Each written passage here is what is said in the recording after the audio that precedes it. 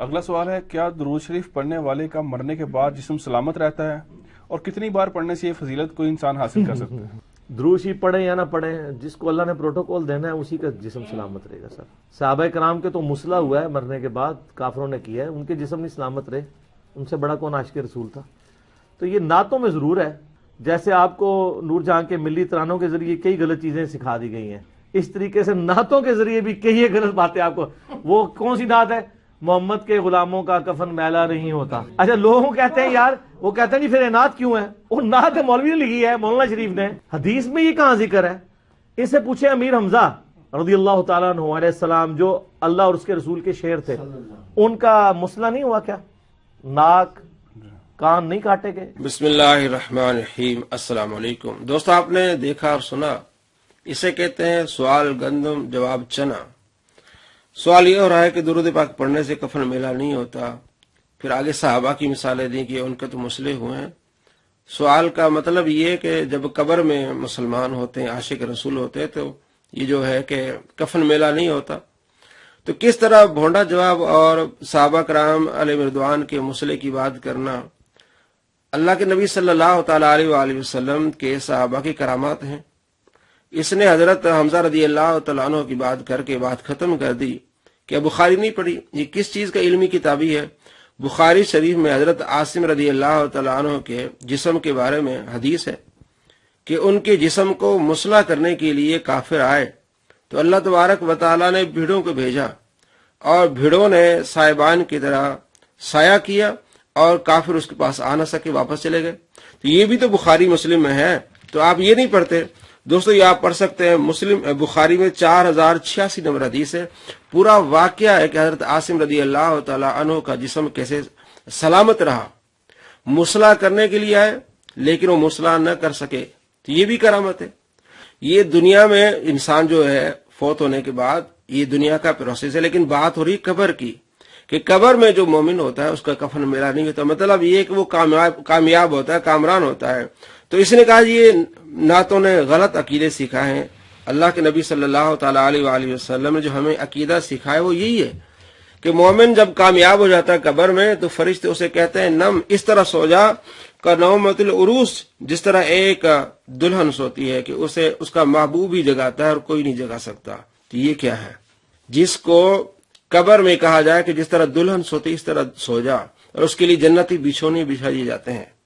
اور یہ ترمذی شریف میں حدیث ہے 1071 کہ آپ صلی اللہ تعالیٰ علیہ وآلہ وسلم منکر نکیر آتے ہیں، جب ان کے جواب دیتا ہے تو وہ کہتے ہیں نم کنومت العروس، اس طرح سو جا جس طرح ایک دلہن سوتی ہے، صرف اسے اس کا محبوب ہی اٹھاتا ہے. تو یہ تو اللہ کے نبی صلی اللہ تعالیٰ علیہ وآلہ وسلم بیان فرماتے ہیں. اور اسی طرح ابو داؤد شریف میں حدیث ہے 3212، اس میں تو یہ ہے کہ جنتی بچھونا بچھا دیا جاتا ہے، جنتی لباس پہنا دیا جاتا ہے، اس کے لیے جنت کی طرف سے ایک دروازہ کھول دیا جاتا ہے، وہاں سے معطر باد نسیم اس کے پاس آتی ہے، اور اس کی حد نگاہ تک اس کی قبر کو کشادہ کر دی جاتا ہے. تو یہ تو ہے کہ عاشق رسول مومن سچا، اس کا کفن میلا نہیں ہوتا، وہ کامیاب کامران ہوتا ہے. تو کس طرح یہ باتیں کر کے عوام کو بیکار ہے. اصل میں اس کے دل میں اولیاء کرام کا بغض ہے، وہ بغض نکال رہا ہے. تو اللہ تبارک و تعالیٰ چاہے تو دنیا میں ہی جو جسم سلامت رہتے ہیں. اور یہ کرامت لازمی نہیں کہ کرامت ہر وقت ہی اس کا ظہور ہو. نبی علیہ السلام اندھیرے میں نماز پڑھتے تھے. حضرت عائشہ رضی اللہ تعالیٰ فرماتی ہیں 513 بخاری شریف 513، آپ صلی اللہ تعالیٰ علیہ وآلہ وسلم اندھیرے میں نماز پڑھتے، اور جب سجدے کے لیے جاتے تو آپ صلی اللہ تعالیٰ علیہ وآلہ وسلم اپنے ہاتھ سے مجھے ذرا چھو لیتے تو میں جو وہ سمیٹ لیتی اپنے آپ کو، کیونکہ اس وقت گھروں میں چراغ نہیں ہوتے تھے. بخاری شریف 513 نمبر حدیث ہے. تو معلوم ہوا کہ چراغ نہیں ہوتے تھے، اندھیرا ہوتا تھا. اور دوسری طرف کیا ہے کہ نبی علیہ السلام کے صحابہ، 2 صحابی، بخاری شریف میں حدیث ہے 3805 کہ وہ آتے ہیں آپ صلی اللہ تعالیٰ علیہ وآلہ وسلم سے باتیں کرتے، جب واپس جاتے ہیں تو دونوں کی لاٹھیاں روشن ہو جاتی ہیں. نبی علیہ السلام کے گھر میں اندھیرا ہے، نماز پڑھ رہے اندھیرا ہے، لیکن صحابہ جب واپس جاتے ہیں دونوں کی لاٹھیاں روشن ہو جاتی ہیں، اس روشنی میں اپنے گھر کو پہنچ جاتے ہیں. تو لازمی نہیں کہ ہر وقت ہی کسی کرامت کا ظہور ہو اور ہر وقت ہی معجزات کا ظہور ہو. کرامات اور معجزات حق ہیں. ابو داؤد شریف حدیث 2523 نمبر حدیث ہے عائشہ رضی اللہ عنہا بیان کرتی ہیں کہ جب نجاشی فوت ہوئے تو ہم باہم گفتگو کرتے تھے کہ ان کی قبر پر مسلسل روشنی نظر آ رہی ہے. نجاشی کے فوت ہونے کے بعد ان کی قبر پر مسلسل روشنی نظر آ رہی ہے. یہ حضرت ابوبکر صدیق رضی اللہ تعالیٰ کے بارے میں بات نہیں ہے, عمر فاروق رضی اللہ تعالیٰ کے بارے میں بات نہیں ہے, تو ایک نجاشی اس کے بارے میں بات ہے. تو آپ صلی اللہ تعالیٰ علیہ وآلہ وسلم کے صحابہ کی کرامات ہیں, ان کے جسم سلامت بھی رہتے ہیں. اور اصل بات یہ کفن میلہ نہیں ہوتا, مطلب یہ کہ جیسے مومن قبر میں کامیاب ہوتا ہے تو اس کے لیے پھر جنتی بچھونے بچھا دی جاتے ہیں, اور اسے کہا جاتا ہے کہ اس طرح سو جس طرح ایک دلہن سوتی ہے, اس کو اس کا محبوب بھی اٹھاتا ہے اور کوئی نہیں اٹھا سکتا. تو یہ کس طرح کی تعلیم دے رہا ہے, کرامات کا بھی انکار کر رہا ہے اور کر چکا ہے, اور اسی طرح اولیاء کرام کے خلاف اس طرح کی باتیں کرنا اس کا معمول ہے. آگے دیکھیں کس طرح یہ دھوکہ دیتا ہے عوام کو. تو میں اس کو اسی پہ کنکلوڈ کرتا ہوں جو میں اکثر بتاتا ہوں کہ صحیح مسلم میں حدیث ہے, بنو سلمہ نے ارادہ کیا کہ مسجد نبوی کے قریب شفٹ ہو جائیں. نبی علیہ السلام نے ان کو دیکھا تو آپ فرمایا کیوں؟ ان کا یا رسول اللہ اتنی دور سے چل کے آتے ہیں, جماعت کا مسئلہ ہوتا ہے. تو ہم نے کہا ہم شفٹ ہی ادھر ہو جاتے ہیں. آپ فرمایا جتنے قدم چل کے آتے ہو تمہیں ہر قدم پہ نیکیاں ملتی ہیں. تو انہوں نے مدینہ شریف میں مسجد نبوی قریب شفٹ ہونے کا ارادہ ترک کر کے واپس اپنے گاؤں میں چلے گئے, اتنے قدم چل کے آئیں گے. تو میں اس پہ ایک معصومانہ سوال کرتا ہوں, آپ تو بزرگوں کے بارے میں کلیم کرتے ہیں وہ اڑ کے پہنچ جاتے ہیں, تو صحابہ کرام کو تو دماغ میں نہیں تھا کوئی بندہ اڑ سکتا ہے. جی دوستو, آپ نے دیکھا اور سنا, حدیثوں کا نام لے کے اس طرح معمولات کی بات کر کے کس طرح کرامات سے انکار کرنے کی کوشش کر رہا ہے. اللہ کے نبی صلی اللہ تعالی علیہ وآلہ وسلم نے عام روٹین پر جو تعلیم دی ہے وہ یہی ہے, لیکن یہ حق ہے کرامات کا ہونا بھی. بہت بڑے علماء, محققین اور فقہا نے اپنی کتابوں میں لکھا ہے, کتاب العقائد کا یہ چیپٹر بنایا ہے کتاب الکرامات, کہ کرامات کا ظہور ہے, کوئی اڑ بھی سکتا ہے. یہ کبھی کبھی ہوتا ہے, یہ لازمی نہیں کہ ہر وقت ہی اڑنا ہو. اب میں آپ کو دکھاتا ہوں, حدیث بخاری شریف میں حدیث ہے 4086 نمبر. اس میں حضرت خبیب رضی اللہ تعالیٰ کے بارے میں ہے کہ جب وہ قید میں تھے تو ان کے پاس انگور تھے, وہ انگور کھاتے تھے, اور موسم انگوروں کا نہیں تھا, اس وقت قید میں انگور کھاتے تھے. اب یہ کرامت ہے. اور دوسری طرف کربلا میں کیا ہے, حضرت امام حسین رضی اللہ تعالیٰ کو پانی نہیں ملتا. اب یہاں کرامت کا حضور ہو رہا, وہاں نہیں ہو رہا, یہ اللہ کی طرف سے ہے. تو کیا اس کرامت کا انکار کر دیا جائے گا؟ اسی طرح آپ صلی اللہ تعالی علیہ وآلہ وسلم نے جو یہ باتیں ارشاد فرمائی تو عام روٹین میں بندہ چل کے جائے, اڑ کے جانا, یہ بھی کرامات میں شامل ہے. کتاب العقائد آپ پڑھ کے دیکھیں تو بہت بڑے فقہاء محدثین ان باتوں کو لیا ہے. اور کیا یہ لازمی ہے کہ اگر صحابہ کرام علیہ رضوان سے کرامات کا ظہور نہیں ہوا, بعد میں آنے والوں کے لیے نہ ہونا یہ لازمی نہیں ہے؟ امام مسلم نے صحیح مسلم کے مقدمے میں لکھا ہے, ایک محدث کا قول لکھا ہے کہ نبی علیہ السلام کو میں نے خواب میں دیکھا اور میں نے آپ صلی اللہ تعالی علیہ وآلہ وسلم کو احادیث سنائی. تو آپ صلی اللہ تعالی علیہ وآلہ وسلم نے 4-5 حدیثوں کا ذکر فرمایا کہ یہ حدیث صحیح ہیں, اس کے علاوہ باقی کا انکار فرمایا. تو کیا کسی صحابی کے بارے میں یہ روایت ہے؟ نہیں ہے.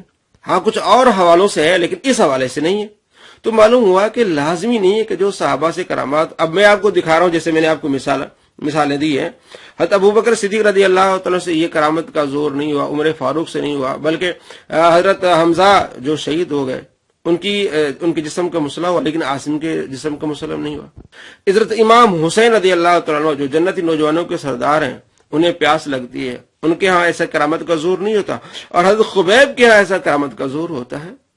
تو اڑ کے جانا یہ بھی ایک کرامت ہے. اور حضرت عمر رضی اللہ عنہ کی کرامت دیکھیں, ان کی نگاہ دیکھیں کہ آپ نے بہت دور نہاوند میں ساریہ کو پکارا, یا ساریت الجبل. مشکات المصابیح میں حدیث ہے, بیہقی میں بھی مشکات میں 5954 نمبر پر حدیث ہے, اس کو البانی نے حسن کہا ہے.